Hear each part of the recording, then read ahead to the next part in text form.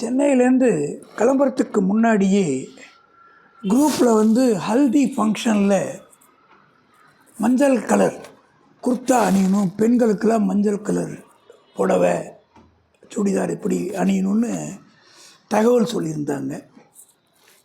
என்கிட்ட மஞ்சள் கலரில் குர்த்தா எதுவும் இல்லை. சரி, இது என்ன, இது வாங்க போனால் ஒரு 2000 ரூபா ஆகுமே அப்படின்னு நான் யோசிச்சுக்கிட்டு இருந்தேன்.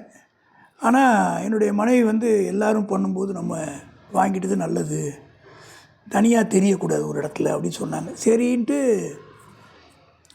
1ஆம் தேதி ஆகட்டும் வாங்கலான்னு அப்படியே தள்ளிக்கிட்டே இருந்தேன். 1ஆம் தேதி வந்த பிறகு பக்கத்தில் இருக்கக்கூடிய துணி கடைக்கு போனால் நமக்கு டபுள் எக்ஸல் வேணும், அந்த மாதிரி கிடைக்கல. அப்படியே இருந்தாலும் எல்லோ கலர் கிடைக்கல, வேறு கலர் கிடைக்கிது. ஒரு பளிச்சுன்னு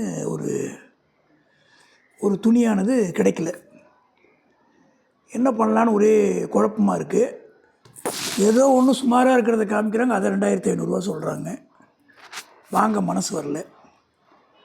திடீர்னு நான் ஒரு மாலுடைய பேரை ஞாபகப்படுத்தினேன். அதுக்கு முதல் நாள் ஒரு வாட்ச் ரிப்பேர் பண்ண அந்த மாலுக்கு போயிருந்தேன். பேஸ்மெண்ட்டில் 2 வீலர் கூட போயிருந்தேன். போகும்போதே ஒரு என்ட்ரி டிக்கெட் வாங்கினேன், கொடுத்தாங்க. எதுக்கு டிக்கெட் தராங்கன்னு யோசிச்சுக்கிட்டே வாங்கிட்டு உள்ளே போயிட்டேன். நான் எதிர்பார்த்த அந்த ரிப்பேர் கடை அங்கே கிடைக்கல. சரின்ட்டு ரிட்டர்ன் வரும்போது 50 ரூபா கொடுங்க பார்க்கிங் காசு அப்படின்னாங்க. இந்த மாதிரி 50 ரூபாங்கிறது கொஞ்சம் எனக்கு அதிகமாக பட்டுது. சரி, வேறு வழி இல்லை, உள்ளே வந்துட்டோம், இல்லைனா உள்ளே உட்கார வச்சுருவாங்கன்ட்டு அதை கொடுத்துட்டு நான் வெளியில் வந்தேன். அந்த அனுபவம் இருக்கிறதுனால இந்த முறை பைக் எடுத்துகிட்டு போக நான் விரும்பலை. அப்புறம் என்னுடைய மனைவிட்ட சொன்னேன், அந்த மாலுக்கு வேணால் போய் பார்க்கலாங்க, நிறையா துணிக்கடை பார்த்தேன், நல்லா இருக்குது, கிடைக்குதா பார்க்கலாம் அப்படி சொன்னேன். அவங்களும் சரி வாங்க அப்படின்ட்டு அழைச்சிட்டு போனாங்க. போய் பார்த்தா ஆக்சுவலாக ஒரு குர்த்தாக்குன்னே ஒரு கடை இருக்குது. நிறைய வெரைட்டியாக குர்த்தா வச்சுருக்காங்க. ஆனால் டபுள் எக்ஸலில் நமக்கு தேவையானது, நமக்கு எது தேவையோ அது கிடைக்கல. அப்புறம் தேடி தேடி கண்டுபிடிச்சி ஒரு கடையில் கிடச்சிது 2500 ரூபாய்க்கு. சரின்னு அதை வாங்கிக்கிட்டு சந்தோஷமாக நல்லா பளிச்சுன்னு இருந்தது, அதில் சந்தோஷமாக வந்தோம். இப்போ அந்த குர்த்தாவையும் இதையும் போட்டாச்சு, ஹல்திக்கு போயாச்சு. இந்த மாதிரி ஒரு மோளம் வாசிக்கிறாங்க. இதை என்ன பண்ணுறாங்க, இவங்க திருஷ்டி சுற்றி போடுறாங்க. அந்த உள்ளார அவங்க அந்த வாசிக்கும்போது யாராவது அந்த மணப்பெண்ணுக்கோ மணமகளுக்கோ மணமகனுக்கோ இல்லை அந்த இருக்கிற உறவினர்களுக்கோ சுற்றின ஒன்றையும் இவங்கள்ட்ட காசு தராங்க. இவங்களுக்கு அந்த மாதிரி 100 200ன்னு இந்த டோலக்காரங்களுக்கு ஒரு நல்ல அமௌண்ட்டு கிடச்சிது. நல்ல அருமையாக இருந்தது. அதாவது ஒரு என்ஜாய் பண்ண முடிஞ்சுது. ஒரு நிகழ்ச்சிக்கு நம்ம போகிறோம், நம்மளுடைய பிரச்சனைகள் எல்லாம் மறந்துட்டு இந்த பலூன் ஆகாயத்தில் அப்படியே இவ்வளோ பலூன் ஆகாயத்தில் போகும்போது அந்த மணமகனும் மணமகளும் உள்ளே வரும்போது இந்த பலூன் அப்படியே விடுறாங்க, ஆகாயத்தில் பறக்குது. அந்த உள்ள இன்டீரியர் டெக்கரேஷன் புடவையிலே இந்த மாதிரி அழகழகாக பண்ணியிருக்காங்க. இதற்கு அப்புறமா ஒரு போட்டியாக வைக்கிறாங்க. முதல்ல மணமகள் ஒரு 2 ஃப்ரெண்ட்ஸோடு நிற்கிறாங்க ஒரு இடத்துல. அந்த இடம் நல்ல இந்த இடத்துல தான். இந்த இடத்துல என்ன பண்ணுறாங்க, இந்த இடத்துல ஒரு 2 மணமகளும் 2 நகை. அந்த மணப்பையன் அப்படி கிட்ட வந்துட்டு இப்படி விலகி நடந்து போகிறார். அதை பார்த்து அந்த பெண்ணு போகிறாங்க. அந்த மாதிரி ஒரு காமெடியாக ஒரு விஷயம் எடுத்திருந்தாங்க. அதுக்கப்புறம் புல்லப்ஸ் பண்ணுறதுல யார் ஜெயிக்கிறாங்கன்னு பண்ணுறது. அப்புறம் கணவன் மனைவியை தூக்கத்தில் எவ்வளோ நேரம் அதிகமாக தூக்குறாங்க, எந்த மணமகள் வீட்டில் இருக்கவங்க தூக்குறாங்களா மணப்பெண் வீட்டில் தூக்குறாங்களா, அந்த போட்டி நடந்தது. அதுக்கப்புறமா பாடல் போட்டு வச்சாங்க. ஒரு ராகத்தை கொடுத்துட்டு தம்மு கட்டி இழுக்கிறது. யார் அதிக நேரம் இழுக்கிறாங்க அப்படின்னு அந்த போட்டி ரொம்ப சுவாரஸ்யமாக இருந்தது. அதுக்கப்புறம் ஒரு காமெடியான ஒரு நிகழ்ச்சி பண்ணாங்க. எந்த பெண்மணியுடைய கணவர் வரலையோ அவங்கள கேட்டு தெரிஞ்சுக்கிட்டு மணமகன் சைட்லேயும் சரி மணமகள் சைட்லேயும் வந்த உறவினர்களில் யார் பெண் வரைக்கும் வந்திருக்காங்க, அவங்க ஹஸ்பண்ட் வரலன்னு கண்டுபிடிச்சி அவங்க ஹஸ்பண்டுக்கு ஃபோன் பண்ண சொன்னாங்க. ஃபோன் பண்ணி ஐ லவ் யூன்னு சொல்லுங்கள், வேறு எதுவும் சொல்லாதீங்கன்னாங்க. இந்த பெண்மணி வந்து ஒரு பெண்மணி அவங்க கணவருக்கு ஃபோன் பண்ணாங்க, ஐ லவ் யூன்னாங்க. உடனே அவர் என்ன பேசுகிற, ஃபோனை வேலையாக இருக்கேன் அப்படின்னாரு. ஒரே சிரிப்பு சிரிச்சிட்டாங்க. இன்னொருத்தர் ஃபோன் பண்ணாங்க, என்னாச்சு உனக்குன்னாரு.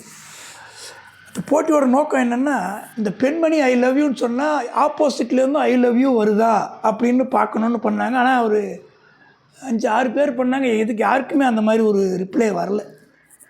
எல்லாம் கல்யாணத்துக்கு முன்னாடி தான் ஐ லவ் யூலாம் இருக்குது. அதுக்கப்புறமா அது கொஞ்சம் குறைவாக தான் தெரியுதுன்னு தெரிஞ்சுது. இந்த இந்த நான் ஒரு விஷயம் சொன்னேன். அந்த அந்த அந்த அதாவது ஒரு வெண்ணெய் மாதிரி இருக்குது. அந்த வெண்ணெயில் மணமகனையும் மணமகளையும் உட்கார வச்சு பெண் வீட்டாரும் சரி, மணமகன் வீட்டாரும் சரி, மணப்பெண் வீட்டாரும் சரி அதை தடை விட்றாங்க. அந்த அந்த இது காமிக்கிறேன். ரவுண்டாக அழகாக இருக்குது. அந்த ரவுண்டாக இருக்கக்கூடியதில் இது பாருங்களேன், அற்புதமாக இருக்குது. பின்னாடி வந்து ஒரு ஜோடனை, இங்கே பின்னாடி லகூன் இருக்குது.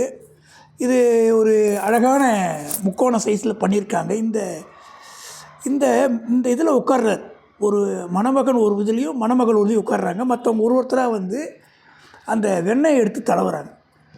அப்போ அந்த நிகழ்ச்சி நடத்துகிறவர் மணமகனுடைய அப்பா கிட்ட கேட்டார், உங்கள் பையனுடைய சிறு வயது அவர் செஞ்சது ஏதாவது உங்களுக்கு ஞாபகம் இருக்கா அப்படின்னு கேட்கும்போது அவர் சொல்கிறாரு, ஒரு தடவை கார் ஓட்டிகிட்டு இருந்தேன், திடீர்னு ரிவர்ஸில் காரு அந்த பள்ளத்தில் இறங்க ஆரம்பிச்சிது.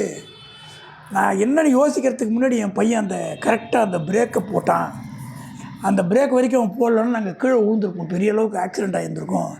அவன் சின்ன குழந்தையாக இருந்தால் கூட அவனுக்கு அந்த பிரேக் போடணுங்கிறது அந்த ப்ரெசன்ஸ் ஆஃப் மைண்ட் இருந்து போட்டான். ரொம்ப நல்லா இருந்தது, அது மறக்க முடியாது அப்படின்னாரு.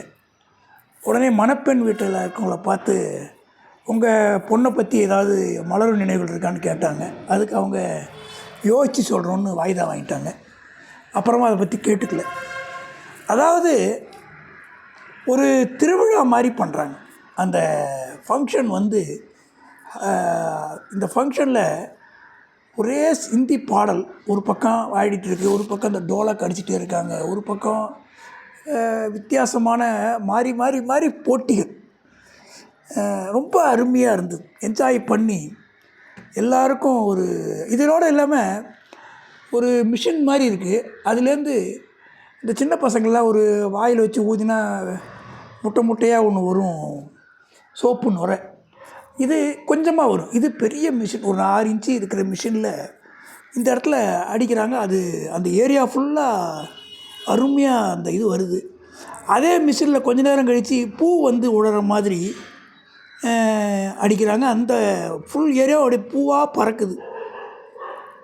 அதாவது இது ஒரே ஒரு குறை என்னென்னா, அவுட் ஆஃப் சிட்டியில் இருக்குது, ஜன நடமாட்டம் இல்லாமல் இருக்க ஒழிய ஒரு திருவிழாவில் நம்ம கலந்துக்கிட்டால் எந்த அளவுக்கு ஒரு மகிழ்ச்சி நமக்கு கிடைக்குமோ அந்த மாதிரி அந்த ஆர்கனைஸ்டு மெத்தடாலஜி ஒன்று பார்த்திங்கன்னா கண்கொள்ளா காட்சி. ஒரு தூரக்கேந்தே பார்த்திங்கன்னா ஒரு அற்புதமாக இருக்குது அந்த ஏற்பாடு. அந்த ஒன்றும் அந்த ஏற்பாடு செஞ்சுருக்கிற அந்த முறைகள் வந்து ரொம்ப அழகாக இருந்தது.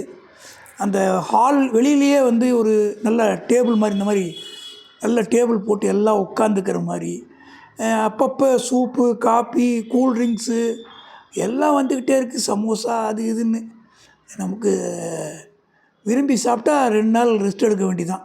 இங்கே பாருங்கள், இந்த புல்லப்ஸ் பண்ணுறது யார் பண்ணுறாங்கன்னு. அந்த ஒரு பாடல், ஹிந்தி பாடலுக்கு அந்த சினிமாவில் வந்த மாதிரியே டான்ஸ் ஆடணும்னு ஒரு போட்டி வச்சாங்க.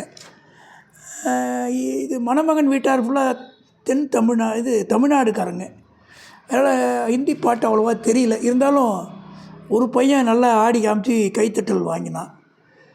நல்ல ஒரு இனிமையான ஹல்தி ஃபங்க்ஷன்னு. இது முடிஞ்ச உடனே ஒரு நல்ல அருமையான சாப்பாடு, சாம்பார் சாதம், ரசம் சாதம், ரோட்டி, பன்னீர் பட்டர் மசாலா அப்படின்னு வெரைட்டி. ஐஸ்கிரீம்லேயே 2-3 ice cream variety. நல்ல ஒரு ரூம்குள்ளே ஏசிலாம் இருந்தது. அந்த ஏசியில் உட்காந்து சாப்பிட்ற மாதிரி ப்ரொவிஷன் பண்ணியிருந்தாங்க. அந்த ஹோட்டல் நிர்வாகத்தை நிச்சயமாக பாராட்டணும். அதாவது வாய்ப்பு கம்மியாக இருக்கிற இடத்துல அவங்க அந்த வாய்ப்பை வந்து செயல்னால் ஜெயிக்கிறாங்க.